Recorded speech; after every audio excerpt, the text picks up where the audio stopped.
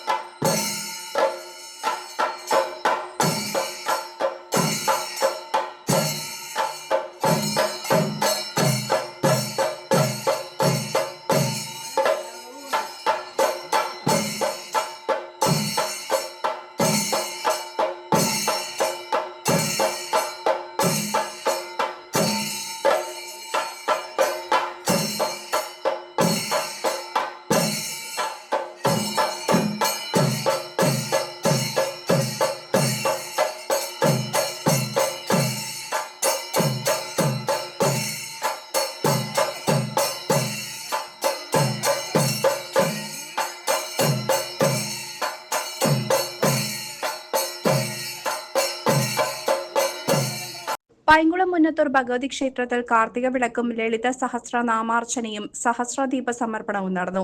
ബ്രഹ്മശ്രീ തീയന്നൂർ ശ്രീധരൻ നമ്പൂതിരിപ്പാടിന്റെ മുഖ്യ കാർമ്മികത്വത്തിലാണ് പൂജകൾ നടന്നത്. രാവിലെ 5:30 ക്ഷേത്രത്തിൽ നട തുറക്കൽ, അഭിഷേകം, മലർ നിവേദ്യം, ഗണപതി ഹോമം, ലക്ഷാർച്ചന, 7 മണിക്ക് ഉഷപൂജ, ഉച്ചയ്ക്ക് 1:30 ഉച്ചപൂജയും നടന്നു. തുടർന്ന് മഹാ അന്നദാനവും സംഘടിപ്പിച്ചിരുന്നു. വൈകിട്ട് 6:30 അത്താഴപൂജ, കലശാഭിഷേകം, സഹസ്രദീപം തെളിയിക്കലും ഭക്തിസാന്ദ്രമായാണ് നടന്നത്.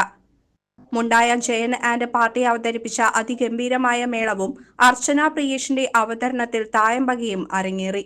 ഭാരവാഹികളായ president MP Rajesh, secretary Sajayan, treasurer Subramanian, രക്ഷാധികാരി ഗോപാലകൃഷ്ണൻ എന്നിവർ പരിപാടിക്ക് നേതൃത്വം നൽകി.